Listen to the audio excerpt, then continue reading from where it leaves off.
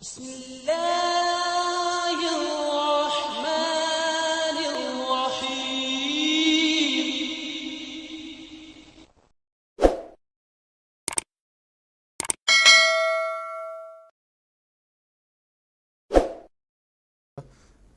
اب پروگرام کا ایک سوال مکرم شیخ مجاہد احمد صاحب سے میں پوچھنا چاہوں گا کہ جاندار چیزوں کی پیدائش کے تعلق میں بھی قرآن مجید میں حقائق پائے جاتے ہیں، انکشافات موجود ہیں، اور اللہ تعالیٰ قرآن مجید میں فرماتا ہے وَجَعَلْنَا مِنَ الْمَاءِ كُلَّ شَيْءٍ حَيٍّ۔ اس کو بنیاد بنایا ہے جاندار چیزوں کی پیدائش کے تعلق سے اللہ تعالیٰ نے، تو اس تعلق سے ہستی باری تعالیٰ کے ثبوت پر کچھ روشنی ڈالنے کی درخواست ہے۔ جزاکم اللہ۔ بانی جماعت احمدیہ سیدنا حضرت اقدس مسیح موعود علیہ الصلوۃ والسلام نے اللہ تعالیٰ سے علم پا کر یہ اصول ہمارے سامنے بیان فرمایا کہ قرآن مجید خدا تعالیٰ کا قول ہے اور اس میں کسی قسم کی شک و شبہ نہیں ہے، اور نیچر یعنی سائنس خدا تعالیٰ کا فعل ہے۔ سچی سائنس کبھی بھی خدا کے قول کی مخالفت میں نہیں ہوگی، یعنی جو سچی سائنس ہے وہ خدا تعالیٰ کے قول کی تطبیق میں اس کی پیروی بھی بیان کر رہی ہوگی۔ جس آیت کا آپ نے ابھی حوالہ دیا ہے میں ناظرین کے لیے بتاتا چلوں، سورہ انبیاء کی آیت نمبر 31 ہے۔ ابھی محترم مولانا صاحب نے بھی اس کا ذکر فرمایا۔ اس میں اللہ تعالیٰ نے اس سے پہلے کائنات کی پیدائش سے پہلے، انسان کی پیدائش سے پہلے جو پہلی آیت کے مکمل ہے وہ یہ ہے اولم یر الذین کفروا ان السماوات والارض کانتا رتقا ففتقناہما وجعلنا من الماء کل شیء حی افلا تؤمنون۔ پہلے حصے کی تفسیر ہو گئی کہ کائنات کی کیسے پیدائش ہوئی، اس لیے اس حصے کو میں چھوڑتا ہوں کیونکہ ابھی وقت کی بھی کمی ہے۔ دوسری بات جو یہاں بیان کی وجعلنا من الماء کل شیء حی، اس کے دو معنی ہو سکتے ہیں کہ ہر زندہ چیز پانی سے بنائی گئی جو اس کا لازمی عنصر ہے، یا دوسرے اس کے معنی یہ بھی ہیں کہ ہر جاندار شے کی ابتدا پانی میں ہوئی ہے، اور دونوں ہی معنی یہاں درست ہو ہے۔ پانی انسانی پیدائش کے ایک لازمی اور جزو عظیم ہے۔ یہی وجہ ہے کہ آج کے سائنسدان جب کسی دوسرے کرے میں زندگی کی تلاش کرتے ہیں تو سب سے پہلے ان کے پاس یہ سوال آتا ہے کہ کیا وہاں پانی موجود ہے۔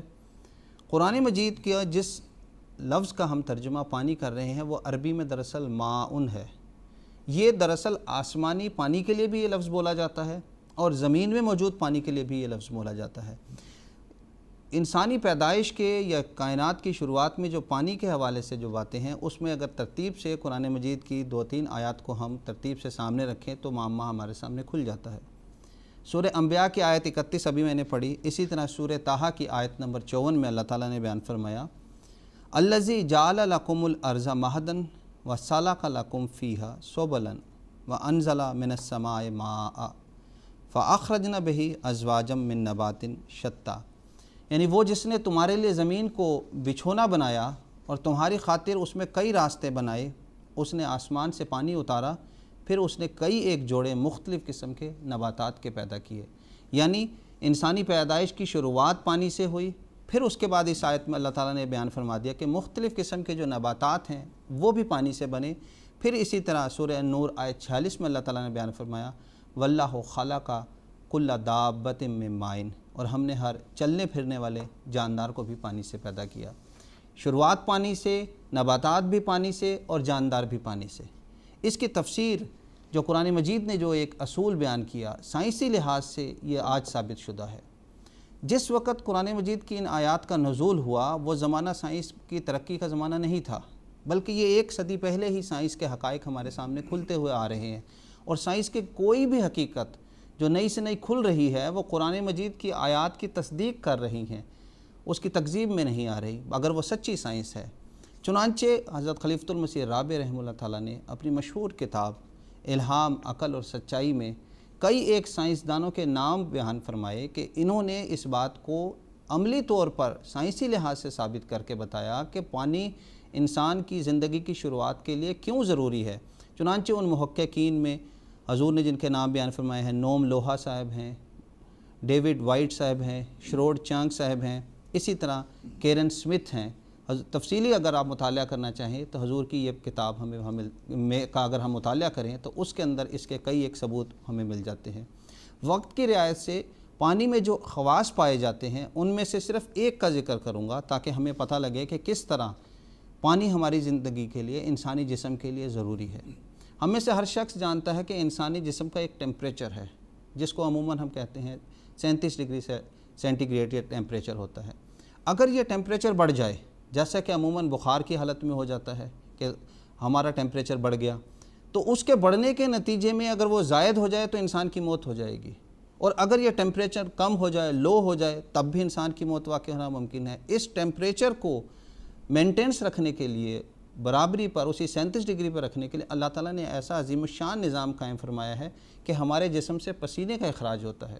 ایک شخص جب 2 کلومیٹر 3 کلومیٹر دوڑ کر آتا ہے تو اس کے جسم کی کیلوریز برن ہوتی ہیں، جلتی ہیں، اور اس کے نتیجے میں جسم ہیٹ پکڑ لیتا ہے، گرمی میں آ جاتا ہے۔ اس گرمی کو کنٹرول کرنے کے لیے اللہ تعالیٰ نے پانی کا نظام کر دیا۔ پھر پانی کے اندر مزید خواص آپ ایک یہ دیکھیں کہ پانی جب جمتا ہے تو یہ اوپر سے نیچے کی طرف جمنا شروع ہوتا ہے، لیکن دوسری اشیاء جب جمنا شروع ہوتی ہیں وہ نیچے سے اوپر کی طرف جم رہی ہوتی ہیں۔ اس کا ایک عظیم فائدہ دیکھیں کہ دنیا میں کئی علاقے ایسے ہیں جہاں سردی پڑتی ہے تو سمندر جم جاتا ہے۔ سمندر کی اوپری سطح، کیونکہ پانی اوپر سے نیچے کی طرف جمنا شروع ہوتا ہے، اوپری سطح جم کر برف جم جاتی ہے، لیکن اس کے نیچے پوری کی پوری پانی کی لیئر موجود ہوتی ہے، اور اس پانی میں سمندری زندگی چل رہی ہوتی ہے۔ اگر وہ نیچے سے جمتا تو وہ سارے جم جاتے اور مارے جاتے۔ بس حقیقت یہی ہے کہ حضرت مسیح موعود علیہ السلام نے جو بیان فرمایا کہ کیا عجب تو نے ہر ایک ذرے میں رکھے ہیں خواص، کون پڑھ سکتا ہے سارا دفتر ان اسرار کا۔ خدا تعالیٰ کے جو اسرار ہیں وہ انسانی عقل پہ محیط نہیں ہے۔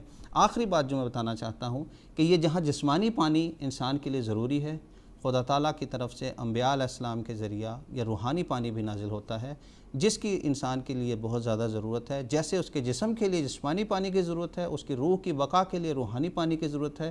اس زمانے میں بانی جماعت احمدیہ نے خود اس بات کا اعلان فرمایا، میں وہ پانی ہوں جو آیا آسماں سے وقت پر، میں وہ ہوں نور خدا جس سے ہوا دن آشکار۔ پس ناظرین کو کی خدمت میں انتہائی ادب سے درخواست ہے کہ وہ اس روحانی پانی کی طرف بھی توجہ کریں۔ جزاک اللہ۔